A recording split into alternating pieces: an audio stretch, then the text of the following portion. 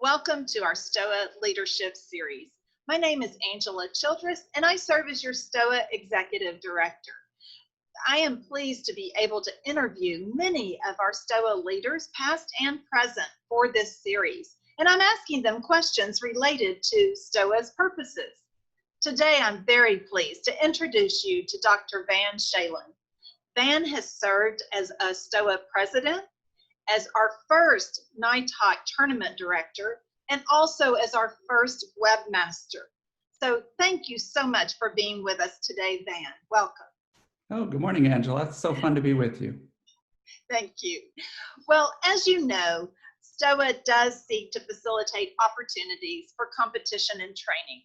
So how do you see those two things fitting together, competition and training? Well, I think that's sort of the secret sauce of Stoa that the parents all understand, but some of the students get it. But I believe that we are training the students for kingdom work, and part of that process is teaching them to be effective and winsome communicators. So we have competition, which hones the skills that we're teaching, and hopefully they're learning, and just based on what I've seen, it's certainly they do. And that competition drives excellence. And then the goal ultimately is to take that excellence into the workplace, into the community, into our churches, to influence a world that is sorely in need of Christ's love. Absolutely. And thinking about that, it kind of ties in with that next purpose of building a world-class community. So how would you describe the community within Stoa? I've just been blessed. My whole family's been blessed. It's really remarkable just to be surrounded by just wonderful parents, students, servant leaders who I think model Christ-likeness.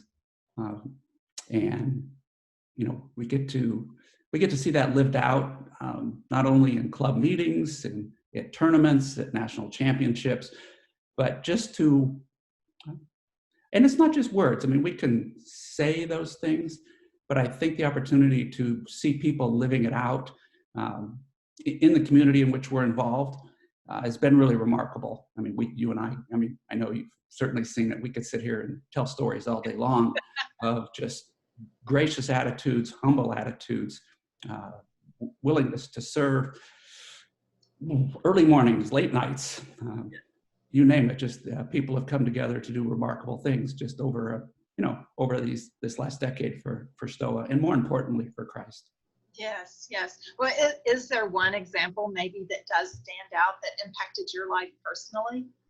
I can think of just a couple examples. I remember my son's very first impromptu round. We were participating in a tournament here at Point Loma Nazarene University. We'd never done this. We didn't even know what we were doing. We just could not have been more clueless. We didn't even know how to find a room, but there was this young lady who engaged our son before the round.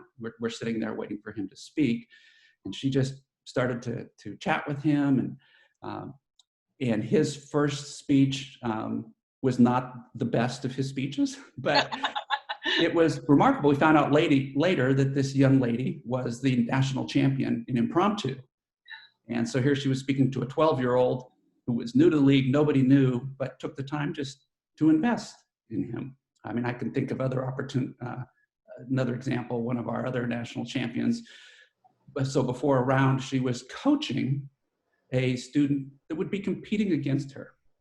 Wow. That same day. Yeah. I remember somebody asking, "What are you doing? That person's your competition." She said, No, it's not.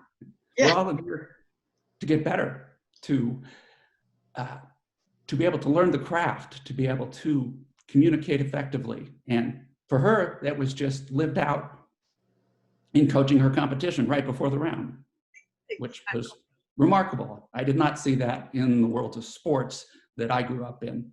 The champions were prima donnas, unapproachable, and if we had seen that in speech and debate, we would have been out in a heartbeat. But right from the get-go, I saw something very different. That's remarkable, and so just warming to the heart, to think about those things. things. So it kind of ties in too with how Stoa does seek to equip our coaches across the nation in the art and science of public speaking as well as debate excellence. So how have you seen some of that excellence in the coaching and training received? I think that's remarkable is the opportunity to take just as a coach and have students that come in who, not to be offensive to them, but literally would not be able to talk their way out of a paper bag when they start. And then 4, 5, 6 years later, these same students are national champions, and you would not have recognized them from where they started. You know, they would stand up next to me at club, and I would say, "Okay, here's what you say," and I would say it, and then they would say it. Okay, now whether it was a speech or whether it was in a debate.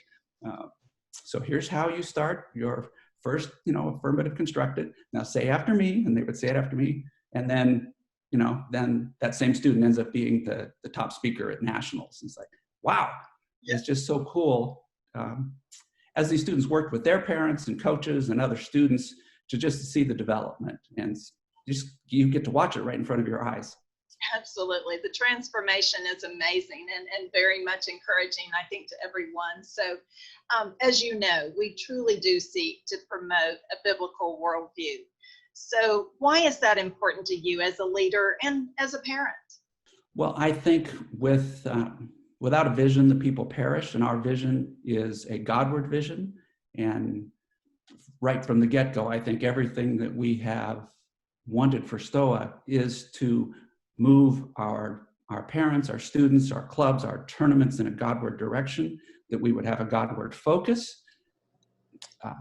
Because ultimately, and people say this, you hear it at the tournaments, I've said it, and traveling all over the country and making speeches myself, that it's not about the trophies or the national championships. I was commenting earlier, students going from, having a difficulty time even knowing what to say to becoming national champions, but the number of national champions is actually very small. And the number of students is a whole bunch. Some of them will never cross the stage, but that's not, as I mentioned right at the open, it's not the goal. It's a tool to be used to create effective communicators for Christ and to change the world for Christ. Yes. So, well, an ongoing purpose, which kind of I know resonates with you, is to share those benefits in speech and debate across the homeschool community. So what benefits have you and your family experienced from this activity? My children are grown up now, and we often tease. My son has used the skills many times. He had a competition at work to pitch an idea, and his idea won, and he was competing with several hundred people. And he said, "Dad, honestly, my idea was one of the simplest ideas. I just outpresented everybody else." He was just a more effective communicator. My daughter, and we often tease, and hopefully this doesn't come out wrong for any other families that have raised lawyers, being a physician and my wife a nurse, we wonder if it was some parenting defect on our part that we somehow produced a lawyer in our family.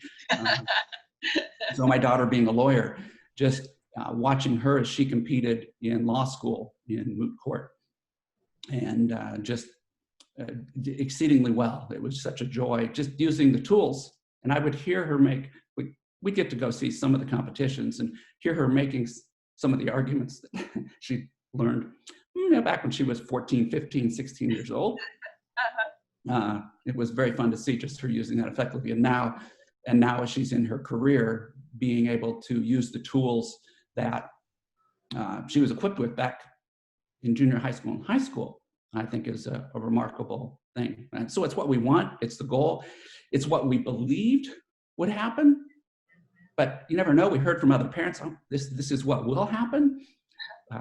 But getting to see it in our own children, very meaningful. And then for Susan and I, just the relationships with so many wonderful people have just been incredible blessing in our lives. So we do also purpose to build local speech and debate clubs.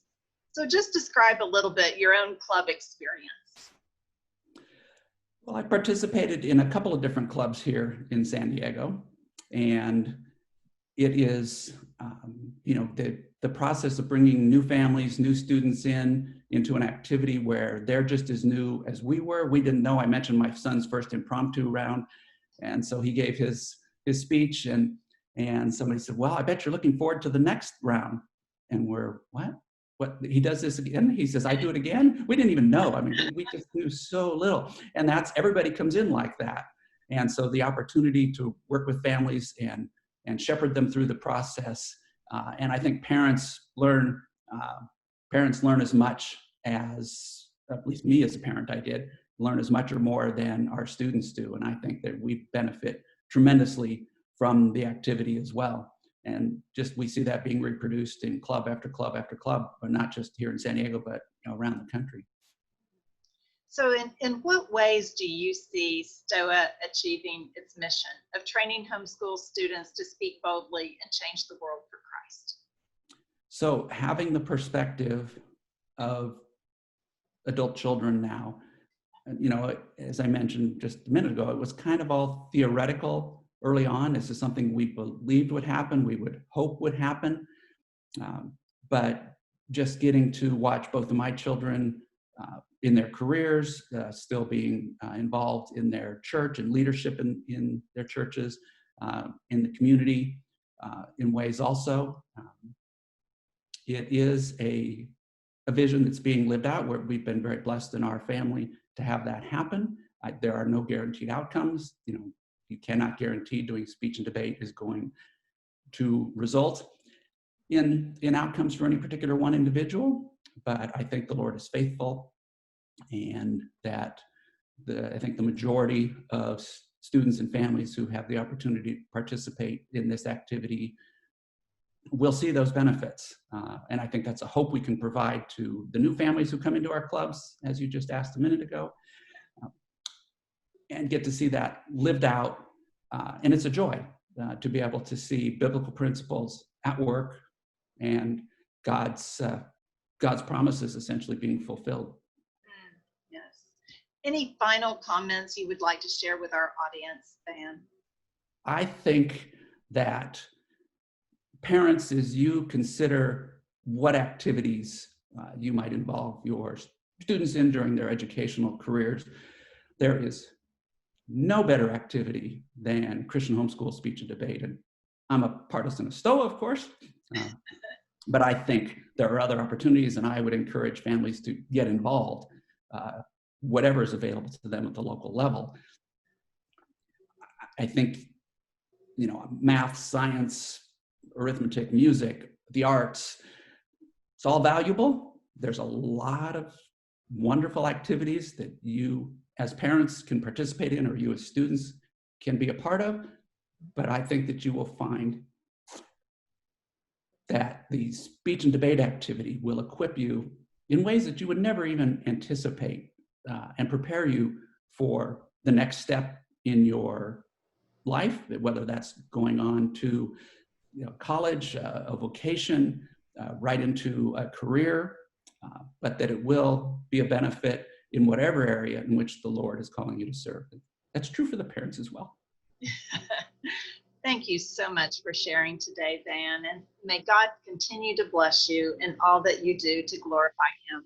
Thank you. Oh, well, thank you for your leadership, Angela, and excited to see you still involved. And it was a joy to serve alongside you in leadership for so many years, and I'm excited to know that you're still involved and pushing forward. I'm behind the scenes now, still doing a lot of work, but not up front giving speeches or traveling around the country anymore. Well, thank you. Appreciate your time today.